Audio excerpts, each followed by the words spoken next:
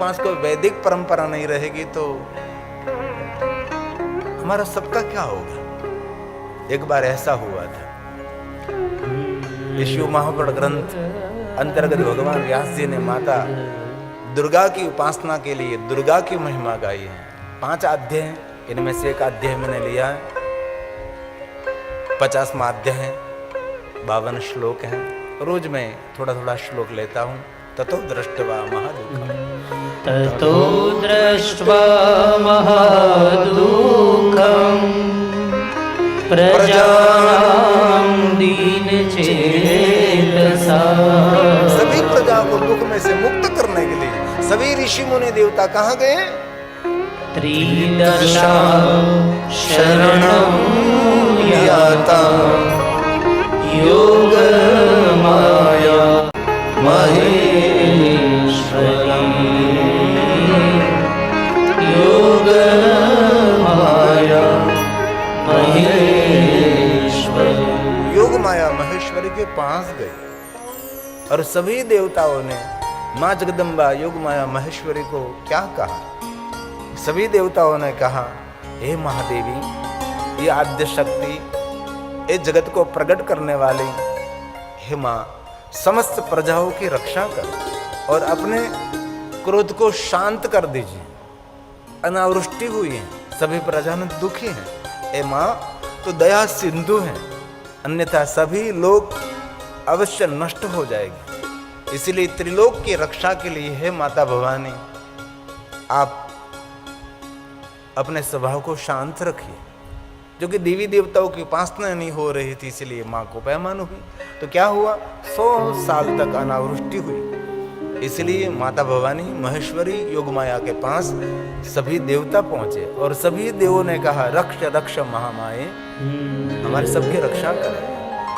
रक्ष रक्ष महामाये स्वकीया सकला प्रजा। सकल प्रजाओं की रक्षा करे माँ।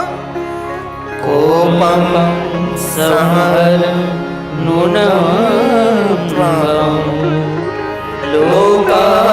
लोकानश्यन्ति चान्यथा। सभी लोग का नाश हो रहा है, नष्ट हो रहा है। लोकानश्यन्ति चान्यथा। देवताओं ने माता भवानी आद्य शक्ति भवानी महेश्वरी को विनंती की है। ये देवताओं ने माता को कहा कि हे माँ, त्रिलोकी की रक्षा करें, सभी प्रजाजनों की रक्षा करें। हे माँ भवानी, एक कृपा सिंधु। देवताओं ने कहा, हे माँ, हे दीनबंधु, जिस प्रकार अपने दैत्य शुभ महाबलशाली निशुंभ और द्रुमाक्ष चंड मुंड महाबली का वध किया है, वैसे दुर्गम का भी वध कर, दुर्गम का भी अंत कर। माता भवानी ने बहुत असुरों का संहार किया है। जिन असुर का संहार देवता नहीं कर सके, महादेव भी नहीं कर सके, वह महादेवी ने अद्भुत क्रांति की। ये सभी असुरों का नाम है शुंभ शुंभ अशुंभ, जो महाबली थे, देवताओं को जिन्होंने पराजित किया था। धर्माक्ष चंडमुंड, ये सब मली महान महान दैत्य हुए। सभी देवताओं को देवलोक में से और स्वर्ग से वंचित कर दिया था और हिमालय पहाड़ों की कंदरा में सभी देवता रहने लगे थे। हे माँ, आप सबकी रक्षा कर सकते हैं। हे माँ दीनबंधु, माँ हमारी रक्षा करें। यथा शंभो यतो दैत्यो, यथा शंभो हतो दैत्यो निशुंभश्च महाबल। महान बलवान असुरों का संहार किया माँ। द्रुमाक्ष चंडमुंडो च रक्तबीजो महाबल। रक्तबीजो महाबल। चंडमुंड का आपने अंत किया, शुंभ निशुंभ का अंत किया, महान बलि रक्त बीज का भी आपने अंत किया। और माँ हम सबको याद है मधु कैटभ का भी व्रत किया, महिषासुर का भी वध किया आपने, अनेक प्रकार से भयंकर भयंकर असुरों को आपने संहार किया है। सभी असुरों से हमारी सबकी आपने रक्षा की, और भी माँ बार बार आप हमारी रक्षा करती रहती, इसीलिए दुर्गम का भी आप अंत करें। ऐसे महान महान बलि असुर हुए। असुरों स्वर्ग पर क्यों चढ़ाई करते थे, स्वर्ग को क्यों जीते थे? क्योंकि देवताओं का कोई संगठन नहीं था, देवताओं की कोई एकता नहीं थी, इसलिए बार बार सभी देवता मार खा रहे थे। असुर बड़े संगठित रहते हैं, इसलिए बार बार ये होता रहा है। और अभी कोई विद्वान ने ये भी बात कही थी कि सनातन धर्म बार बार मार खा रहा है। क्यों? हमारा संगठन का अभाव। हम सब संगठित नहीं है, विचारों से हम सब अलग हो गए हैं। संप्रदायों ने बहुत बड़ा काम भी किया है, ऐसा नहीं कहता मैं, लेकिन अलगाववाद भी उनसे हुआ है। हम सब अलग रहे हैं। बहुत सारी विचारधारा वाले लोग यहीं इस कथा में नहीं आएंगे। यहाँ कौन आएंगे? वो महादेव का भक्त है और जो कथा प्रेमी है, कोई भी संप्रदाय, कोई भी विचारधारा में जुड़े हैं, ये लोग यहाँ आए।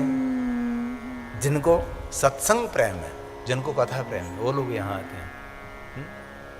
ये पूरा बड़ोली गांव जो यहाँ उमड़ आए तो ये पंडाल, ये व्यवस्था भी कम पड़ जाएगी। रसोई घर में भी बहुत सबको सेवा में लगना पड़ेगा, लेकिन सब लोग नहीं आते क्योंकि हम सब बड़ा बंधन में है, हमारा कोई संगठन नहीं है। और बहुत लोग ये जानते भी है, और बहुत कुछ मैं आपको नहीं कह सकता, इसलिए आपको इशारा मात्र से सबको समझ लेना चाहिए मैं क्या कहना चाहता। लेकिन बार बार देवियों ने हमारी रक्षा की है। बहुत सारे युद्ध नारियों ने भी जीता है। महारानी अहल्याबाई, झांसी की रानी सती रानी बाई, ऐसी बहुत सारी नारियों ने युद्ध जीते हैं और राज्य का सुकान भी संभाला है। इसलिए कभी बहनों अपना मन छोटा ना करें। पुरुष में जो शक्ति है ना, उससे 1000 गुने शक्ति बहनों में है, नारियों में है। इसीलिए नारी शक्ति को जागृत करें। आप पीछे रहती वो तो आपका विवेक है, आपकी मर्यादा है, लेकिन ऐसा कभी पुरुष को समझना नहीं चाहिए कि कोई नारी अपाहिज है। और हम सबको जन्म दिया वो भी एक नारी थी, वो भी हमारी माँ है,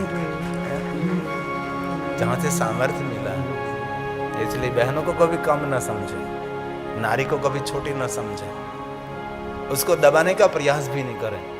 और मैंने तो बहुत बार कहा, शिवालय में कभी जाओ तो मेरा शिव तो नीचे बैठा है, माता जगदम्बा तो ऊपर बैठी है, माता पार्वती ऊंचाई पर बैठी है, और मेरा शिव तो नंदी पर विराजमान है, और माता भवानी तो सिंह पर विराजमान है। ये हमारी माता भवानी है, शेर पर सवारी करने वाली माता अम्बा जगदम्बा भवानी हमारी। इसलिए नारी को कभी सामान्य न समझे, निम्न न समझे। नारी की अद्भुत महिमा। लक्ष्मी दुर्गा शारदा सब नारी के रूप। लक्ष्मी दुर्गा शारदा सब नारी के रूप। देवी सी गरिमा मिले नारी जन्मनु। नारी तो नारायणी, नारी रतन की खान। नारी तो नारायणी, नारी रतन की खान। नारी से नर नीपजे, ऐसी नारी जग में महान। नारी से नर नीपजे, ऐसी नारी जग में महान। जिस जिस घर में होता नहीं नारी का सम्मान, जिन घर में नारी का आदर नहीं, मान नहीं, सम्मान नहीं, वहां देवत्व नहीं रहता, कोई ऊर्जा नहीं रहती, वहां निर्धनता प्रवेश करते हैं। जहां माता पिता का अनादर, जहां नारियों का, बहनों का अनादर, अतिथियों का अनादर, आचार्यों का अनादर, ब्राह्मणों का अनादर, साधु संतों का, सज्जनों का अनादर, वो परिवार नष्ट हो जाएगा।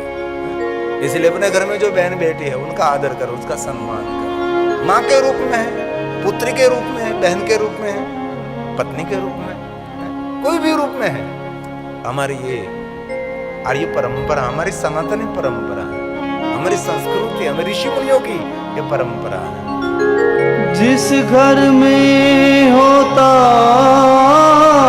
नहीं नारी का सम्मान, खुशहाली रहती नहीं, बन जाता शमशान, खुशहाली रहती नहीं, बन जाता शमशान। तो सभी देवताओं ने कहा, हे महादेवी, मधु कैटभ का भी आपने अंत किया, महिषासुर का भी अंत किया है, और शीघ्र ही दुर्गम नाम के दैत्य का भी अंत करेंगे। माँ दुर्गा कैसे बनी, उनकी छोटी सी कथा, कैसे कैसे असुरों का अंत किया, ये देवताओं ने गाया है। हे माँ, समधु कैटभो दैत्यो महिषासुरेव च तथैव कृपा सिन्धो दीनबन्धो जहीदृतम्, दीनबन्धो जहीदृतम्। देवताओं ने कहा, माता भवानी को कहा, हे माँ, बच्चों की तो गलती हो सकती है, लेकिन माँ का निजी स्वभाव रहा है अपने बच्चों की गलतियों को क्षमा कर दे। बालकों से तो अपराध पद पद पर होता है, केवल माता अतिरिक्त और कौन हो सकता है जो अपने बच्चों को क्षमा देते हैं। बच्चा कोई गलती करता है तो पिता तो बहुत दंड देने के लिए उत्सुक रहते हैं, लेकिन माँ अपने बच्चों को क्षमा देती है। इसलिए देवताओं ने कहा, माँ अब हम सबको क्षमा करें, हमारे अपराधों को क्षमा करें। अपराधो है माँ, बच्चे तो गलती करते रहते हैं, हम आप सबके बच्चे हैं, हम सभी देवता। देवताओं ने माता भवानी को कहा, अपराधो अपराधो भवत्येव। ये सभी श्लोक शिव महापुराण अंतर्गत हैं, क्योंकि मेरा विषय शिव महापुराण है, और शिव महापुराण में से खोज खोज करके मैं आपके समक्ष कुछ न कुछ कहने का प्रयास करता हूं। और सभी श्लोक ये देवताओं ने गाए, ये देववाणी है, देवलिपि संस्कृत, हमारी परंपरा, हमारे पूर्वज, हमारे ऋषि मुनियों की ये भाषा है, हमारे देवताओं की भाषा। हे माँ, हमारे अपराधों को क्षमा करें। अपराधो भवत्येव बालकानां पदे पदे। बालक का नाम पदे पदे, कदम कदम पर हमारा अपराध रहता है। माँ, हम सबको क्षमा करें। सहते को जनो लोके। अपराध तो माँ सहन कर सकती है। माँ, केवलम मातरम विना। माँ के बिना कौन अपराध क्षमा कर सकता है? केवलम मातरम विना। केवलम मातरम बिना, माता के बिना कौन बच्चों के अपराध को क्षमा कर देते हैं? ये माँ का निजी स्वभाव रहता है। अपना बेटा कितनी ही गलती करे, लेकिन माँ उसको क्षमा कर देती है। और मैं बहुत दिल से कहता हूं, अपनी मातोश्री का ख्याल रखिए। आपके घर में वयोवृद्ध जो आपकी माँ है, दादी है, तो थोड़ा समय उनको भी दीजिए। उनके पास बैठकर सुंदर सुंदर बीती हुई बातें करें, क्योंकि उसको भूतकाल बहुत अच्छा लगता है। माँ, हम छोटे से तो माँ कितनी मेहनत करती थी, माँ तो रोटी बनाती थी, हम आसपास बैठते थे, माँ तुझे याद है ना, माँ तुझे स्कूल भेजने के लिए आती थी, मैं जब होमवर्क नहीं करता था माँ तू मुझे कितनी डांटती थी। इस माँ के पास बैठकर इस बातों को याद करें, बीती हुई बातों को याद करें, माँ को बहुत आनंद होगा। और एक बात कहूं, आपके घर में आपकी माता जो जीवित है ना, तो आपसे बड़ा भाग्यवान दुनिया में कोई नहीं है। सुविधा है नहीं है, छोड़िए इस बातों को, लेकिन आपके घर में वयोवृद्ध आपकी माँ है, तो आप बड़े बड़े भाग्यवान हैं। आपके लिए आशीर्वाद देने का ठिकाना है। यम्बा का सानिध्य भी है और पावागढ़ का भी सानिध्य है, अपनी माँ और अपने जन्मदात्री। इतना तो कर सकते हैं आप। और बहनों को भी मेरी दिल से प्रार्थना है, आपका पति उसकी माँ की सेवा में लग रहा है, तो आप गौरव करें कि धन्य है मेरा पति, उसकी माँ की सेवा कर रहा है। गौरव करें आप, क्या उनकी माँ की इज्जत कर रहा है, गौरव की बात है। इसलिए बहनों को मेरी दिल से प्रार्थना है, कोई माता पिता वृद्धाश्रम में नहीं पहुंचते, कोई कुंवारा लड़का अपने माता और पिता को वृद्धाश्रम में कभी नहीं भेजता। कुंवारा लड़का विवाह होने के बाद एटम बॉम्ब फूटता है ना, और विवाह होने के बाद एटम बॉम्ब कौन फोड़ते हैं तो आपको पता होगा ना। जो इस पंडाल में बैठी हुई बहनों को मैं नहीं कह रहा हूं, आप तब तो बहुत अच्छे हैं ना।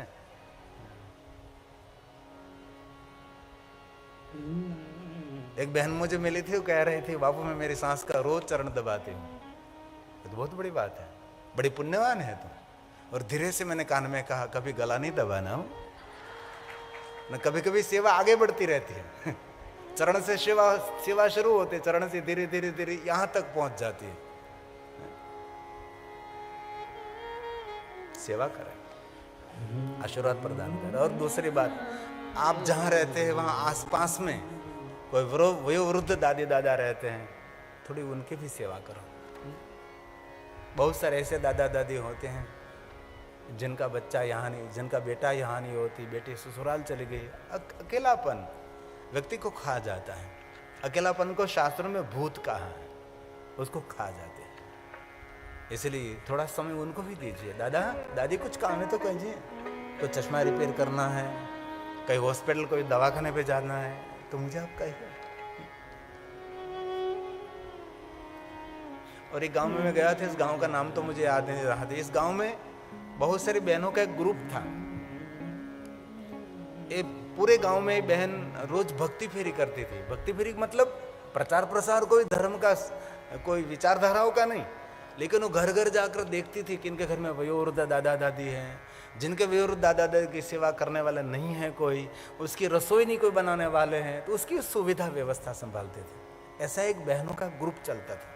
और मैं आशा रखता हूँ इस कथा के माध्यम से बहनों का एक ग्रुप ऐसा भी बने, घर घर में जाकर देखें कोई दादा कोई दादी कोई दुखी तो नहीं है ना, कोई भूखे तो नहीं रहते ना, क्योंकि वयोवृद्ध रसोई नहीं बना सकते, भोजन नहीं बना सकते, क्योंकि शरीर कांपता रहता है, इसलिए कभी भी रोटी नहीं बना सकते, कभी भोजन नहीं बना सकते, शरीर इतना काम नहीं कर सकता।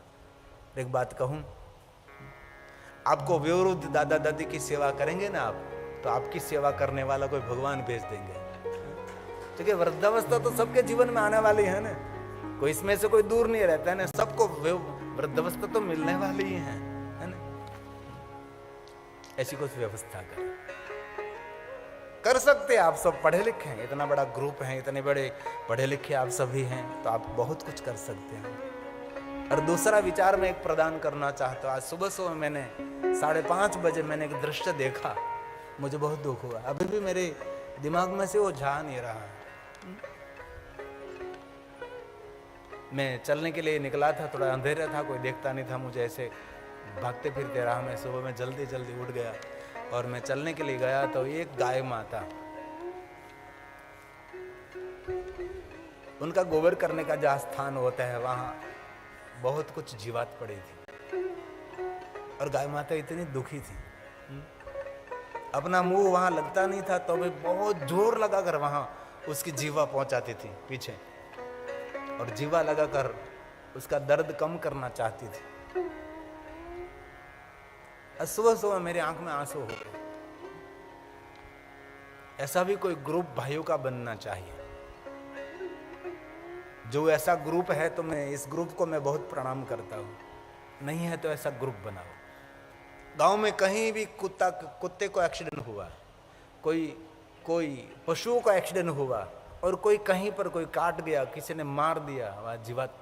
मैं बहुत समय पहले कथा गाने के लिए गया था, मैं मोरबी में, वहाँ एक गौशाला थी, नाम तो मुझे याद नहीं रहा गौशाला का नाम। बहुत सुंदर गौशाला थी और दोनों पति पत्नी गौशाला में सेवा करते थे और डॉक्टर थे, पढ़े लिखे थे, मंदबुद्धि वाला और वयोवृद्ध, और ऐसे एक्सीडेंट हुए सभी पशुओं की सेवा करते थे। और मैंने देखा कहीं कोई फंड एकत्र करने के लिए वो दोनों नहीं जाते थे और ऐसे वयोवृद्ध जिनको शरीर का जो भान नहीं रहता उस ऐसे ही सब कुछ कर लेते हैं। तो ये डॉक्टर की पत्नी सबको साफ सफाई करती थी। तो मैंने कहा आपको दुर्गंध नहीं आ रही? उसने कहा पहले तो बापू आ रही थी, लेकिन भगवान ने इतनी कृपा की, मेरे नाक की जो महक लेने की जो थी वो सब चली गई। मैं सबकी सेवा करती हूँ। मैंने प्रणाम किया दोनों पति पत्नी को। तो भाई याद नहीं मुझे, पितेश्वर को नाम याद होगा शायद। कभी मोरबी में जाओ तो उसकी मुलाकात लीजिए। और मैं वहाँ उपस्थित था देखने के लिए, दर्शन करने के लिए गया तो एक कोई नंदी महाराज आया, बड़ा बड़ा नंदी। तो किसी नराधम ने उसके जो कुंद थी उसको काट दिया था। ऐसे लोग हैं। तो कोई सेवा भावी वहाँ लेकर आए थे, उस लोगों ने सेवा की उनकी। ऐसे तो बहुत सारे गाय थी, सभी पशु थे, गधा भी था, क्योंकि वहां भेद नहीं, सबकी सेवा। इसलिए ऐसा एक ग्रुप बने, इस कथा की याद स्वरूप आप कुछ कर सकते हैं। इस गौशाला का नाम क्या है जो मोरबी में था? यदुनंदन गौशाला। कभी मोरबी जाने, टाइल्स खरीदने के लिए जाए, टाइल्स क्या उद्योग है ना वहाँ, तो कभी मोरबी में जाने का अवसर मिले तो यदुनंदन गौशाला का आप संपर्क करें। और मोरबी के बहुत सारे सज्जन लोग अपना जन्मदिन वहाँ जाकर मनाते हैं और सबकी सेवा करते हैं। सब मंदबुद्धि वयोवृद्ध लोग वहाँ रहते हैं और दोनों पति पत्नी सेवा करते हैं। और ये जो स्थापक हैं वो पशु डॉक्टर हैं, इसलिए पशुओं की अच्छी सेवा कर देते हैं। तो मैंने प्रत्येश को सुबह सुबह में कहा कि कहीं किसी को फ़ोन करूँ, उनके 5:30 बजे किसको मैं फ़ोन करूँ? ये गाय माता की कोई सेवा करे, कोई पहल करें। और शिव कथा की याद स्वरूप 2 ग्रुप बने बहनों का, एक ग्रुप बने बहनों का और एक ग्रुप बने भाइयों का। आप कर सकते हैं सुरेश भाई, इतनी बड़ी कथा का आयोजन कर सकते हैं तो आप सब कुछ कर सकते हैं। आप तलाटी हैं, पढ़े लिखे लोग बहुत कुछ कर सकते। मैं तो विचार प्रदान करता हूँ। आज मेरे पास एक सूत्र मैं लिख कर आया हूँ, ગુજરાતીમાં છે, લોકોના વિચારો સાથે જોડાવાની જરૂર નથી, આપણા જેટલા સુંદર વિચારો હોય કે આપણા વિચારો સાથે સારી દુનિયા જોડાઈ શકે। आज ही मैंने सूत्र लिखा है, सभी लोगों के विचारों के साथ जुड़ने की कोई जरूर नहीं है। आपका विचार इतना सुंदर होना चाहिए कि सारी दुनिया आपके विचारों के साथ जुड़े रहे। इसीलिए 2 विचार मैंने प्रदान किए हैं और भगवान माता जगदम्बा को मैं प्रार्थना करता हूँ किसी के हृदय में अंकुरित हो और बहुत बड़ी सेवा हो सकती है। इस गाय माता को देखकर अभी भी मेरे मन में से जा नहीं रहा। जो गाय माता अपने दर्द को छुपाने के लिए पीछे जो जीभ लगाती थी और इतनी ताकत लगाती थी, जो कि वहां नहीं पहुंचता ना, जीवा वहां नहीं पहुंचती। लेकिन सुबह में मैं किसको फोन करूं, मैं कहाँ कहूँ, क्योंकि इस गांव में मैं पहली बार आया। अंतिम श्लोक। हे देवी, देवताओं ने कहा, हे देवी, जब जब देवगणों और ब्राह्मणों को दुख हुआ तब तब आपने अवतार लिया है, उन लोगों को सुखी किया है। हे माता भवानी, ब्राह्मणों को किसी ने दुख दिया, संतों ऋषि मुनियों को दुख दिया, देवताओं को दुख दिया, सज्जनों को किसी ने दुख दिया, तब माँ कोई न कोई रूप लेकर माँ आप धरती पर अवतरित होती हैं। इसलिए हे माँ, दुर्गम नाम का असुर है जो बड़ा भयानक है, उनसे हमारी रक्षा कर। सभी देवताओं ने माता भवानी जगदम्बा को कहा, यदा यदा यदा भवदुःखं जब जब, यदा यदा जब जब, यदा यदा धर्मस्य, देवताओं की रक्षा की, ब्राह्मणों की रक्षा की। ये सभी श्लोक देवताओं ने गाए, इसीलिए आपके समक्ष में गाता हूं। चैत्री नवरात्रि है ना, यदा यदा यदा यदा भवदुःखं देवानां ब्राह्मणां तथा तदा तदा वतीर्याशु तदा तदा वतीर्याशु अवतरित हुए माँ। कुरुषे सुखिनो जना, कुरुषे सुखिनो जना। सबको सुख दिया, देवताओं को सुखी किया, ब्राह्मणों को सुखी किया है। आइए आपके समक्ष अब मैं कथा का प्रारंभ करता हूं।